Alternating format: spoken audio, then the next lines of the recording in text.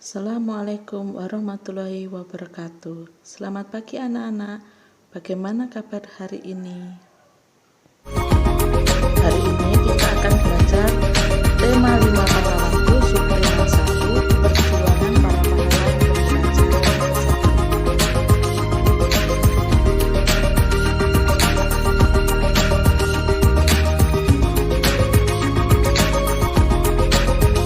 Kita akan belajar perjuangan para pahlawan. Pahlawan yang akan kakak ceritakan tentang perjuangan Raja Purnawarman yang hidup di masa kerajaan Hindu. Bagaimana sih kisah perjuangannya sehingga ia dikenal sebagai Panji segala raja? Yuk simak ceritanya sama-sama. Raja Purnawarman memerintah kerajaan Tarumanagara dimulai pada tahun 395 Masehi. Dia merupakan pahlawan bagi rakyatnya.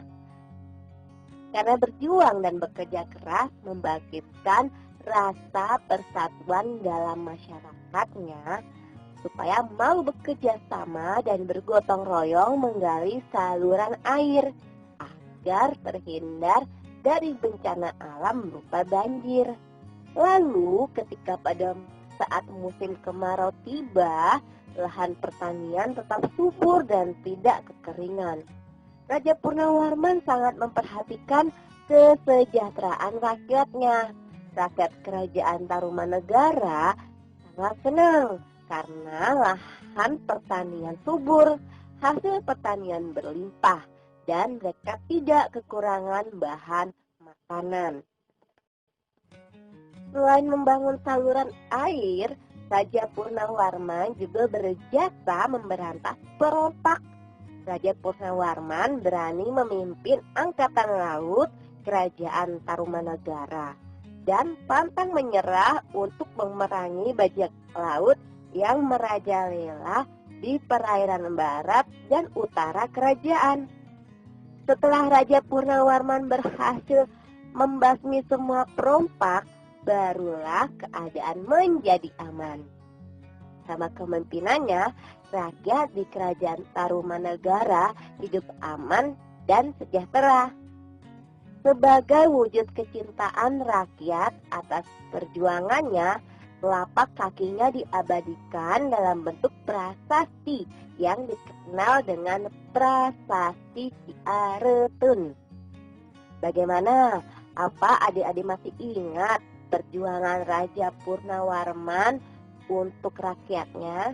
Raja Purnawarman telah membangkitkan rasa persatuan dalam masyarakatnya untuk mewujudkan hidup aman dan sejahtera. Bekerja sama dan bergotong royong merupakan contoh sikap persatuan. Dalam kehidupan Raja Purnawarman memiliki sikap kepahlawanan yang patut menjadi teladan bagi kita jika kita menjadi seorang pemimpin. Apakah adik-adik tahu apa itu sikap kepahlawanan? Seperti apa sih sikap kepahlawanan itu? Sikap kepahlawanan yang bisa adik-adik temukan pada cerita tadi seperti berani dan pantang menyerah dalam memperjuangkan kepentingan rakyatnya agar dapat hidup aman dan sejahtera. Nah, sekarang tugas buat adik-adik. Tulislah kisah tentang perjuangan Raja Purnawarman dengan bahasamu sendiri di selembar kertas. Ingat, Menolong orang lain dengan ikhlas, berani, dan gigih merupakan sikap yang dimiliki oleh para pahlawan. Untuk menghargai mereka, kita bisa meneladani sikap kepahlawanannya dalam kehidupan sehari-hari. Hari ini kita akan mengenal bagaimana perjuangan pahlawan-pahlawan kita dalam melawan penjajah. Nah, yang pertama ada Sultan Iskandar Muda dari Kerajaan Aceh. Sultan Iskandar Muda memimpin Kerajaan Aceh pada tahun 1607 sampai 1636 Masehi. Nah, kejayaan Kerajaan Aceh ini ditandai dengan besarnya kekuatan armada dan angkatan perang yang dimiliki Aceh pada saat itu. Jadi selama kepemimpinan Sultan Iskandar Muda, kekuatan armada dan pasukan perang ini sangat kuat. Karena Sultan Iskandar Muda ini menyadari adanya persaingan antara kerajaan Aceh dengan bangsa asing yang ingin menguasai perdagangan di Nusantara. Jadi beliau memperkuat pasukan perang dan juga armadanya. Sultan Iskandar Muda terus berupaya memperkuat armada dan angkatan perang untuk melindungi wilayah kerajaan Aceh dan perdagangannya. Nah, untuk mewujudkan hal tersebut, Sultan Iskandar Muda menjalin kerjasama dengan kerajaan Turki dan kerajaan Inggris untuk mendapatkan bantuan, yaitu berupa persenjataan maupun ahli-ahli militer. Dengan kekuatan ini, kerajaan Aceh dapat memperluas wilayah kekuasaannya dan melakukan penyerangan terhadap bangsa Portugis. Selain itu, dari kerajaan Aceh ini terdapat juga benda-benda peninggalan bersejarah yang ditinggalkan. Nah, ini adalah peninggalan benda bersejarah dari kerajaan Aceh.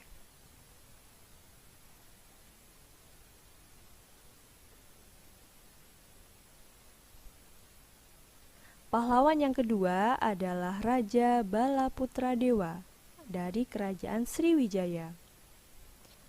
Balaputradewa adalah seorang raja yang memerintah di kerajaan Sriwijaya sekitar tahun 860 Masehi. Balaputradewa juga disebut sebagai raja yang meluaskan wilayah dan memperbesar kejayaan kerajaan Sriwijaya. Balaputradewa kemudian menjadikan Sriwijaya sebagai kerajaan maritim karena kekuatan angkatan laut yang tangguh dan wilayah perairan yang luas. Kerajaan Sriwijaya ini juga memiliki peninggalan benda bersejarah. Berikut peninggalan benda bersejarah dari kerajaan Sriwijaya. Sekarang coba amati gambar tersebut. Nah, di sana sudah ada nama-nama pahlawan dan juga daerah di mana tempat kerajaan tersebut berdiri. Lalu kalian coba tuliskan hal-hal apa saja yang ingin kalian ketahui tentang perjuangan mereka. Seperti itu.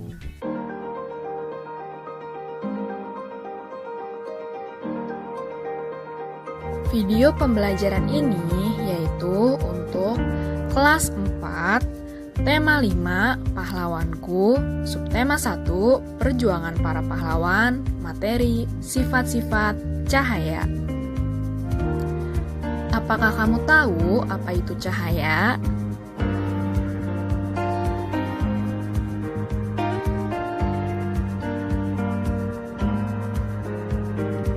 Menurut Kamus Besar Bahasa Indonesia atau KBBI, cahaya adalah sinar atau terang dari sesuatu yang bersinar seperti matahari, bulan, lampu, yang memungkinkan mata menangkap bayangan benda-benda di sekitarnya.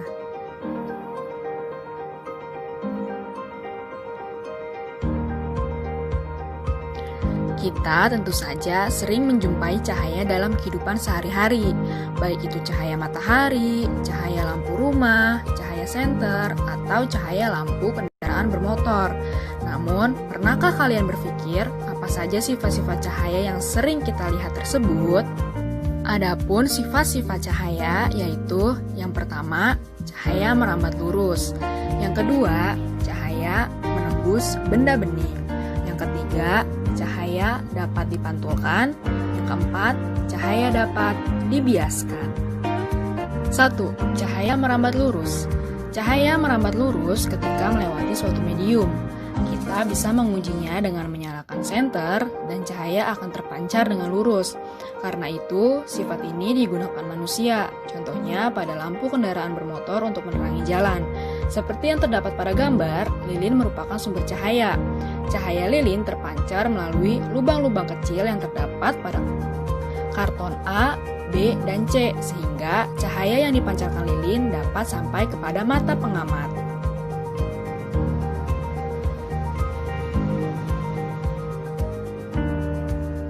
2. Cahaya menembus benda bening. Benda bening adalah benda yang dapat ditembus oleh cahaya, seperti kaca, gelas kaca, mika, plastik bening, dan air jernih. Seperti namanya, benda bening dapat ditembus oleh cahaya, sehingga kita mampu melihat cahaya menembus benda tersebut. Seperti yang terdapat pada gambar, ketika lampu senter yang merupakan sumber cahaya melewati gelas bening, cahaya tersebut dapat diteruskan sehingga menembus gelas bening tersebut. Hal ini membuktikan bahwa cahaya menembus benda bening. 3. Cahaya dapat dipantulkan. Pemantulan cahaya adalah proses kembali terpancarnya cahaya dari permukaan benda yang terkena cahaya. Pemantulan cahaya dibagi menjadi 2 jenis, yaitu pemantulan teratur dan pemantulan baur atau difus atau tidak teratur. Pemantulan teratur dapat terjadi jika cahaya mengenai benda dengan permukaan yang rata dan mengkilap atau licin. Salah satu benda yang dapat memantulkan cahaya dengan teratur adalah cermin. Karena itu, kita bisa melihat bayangan di cermin karena cahaya yang terpantul dari tubuh kita memantul ke permukaan cermin, kemudian ditangkap oleh mata. Peristiwa tersebut dapat kalian lihat pada gambar yang tertera. Sementara itu, pemantulan baur umumnya terjadi pada tanah rata atau air yang bergelombang. 4. Cahaya dapat dibiaskan. Peristiwa pembiasan cahaya dapat kita amati di kehidupan sehari-hari, seperti dasar air yang jernih tampak lebih dangkal dari sebenarnya. Sedotan atau benda lurus lain yang terlihat bengkok ketika dimasukkan ke dalam gelas berisi air. Seperti yang terdapat pada gambar, pensil yang dimasukkan ke dalam gelas berisi air terlihat patah atau bengkok. Padahal pensil tersebut merupakan pensil yang utuh. Hal ini membuktikan bahwa cahaya dapat dibiaskan. Sekarang kalian telah mengetahui berbagai macam-macam sifat-sifat cahaya. Apakah kalian sudah mengerti? Nah, sekarang coba kalian buktikan sifat-sifat cahaya tersebut dipraktekkan di rumah. Sampai sini dahulu ya pembelajaran kita kali ini. Sampai bertemu di video selanjutnya.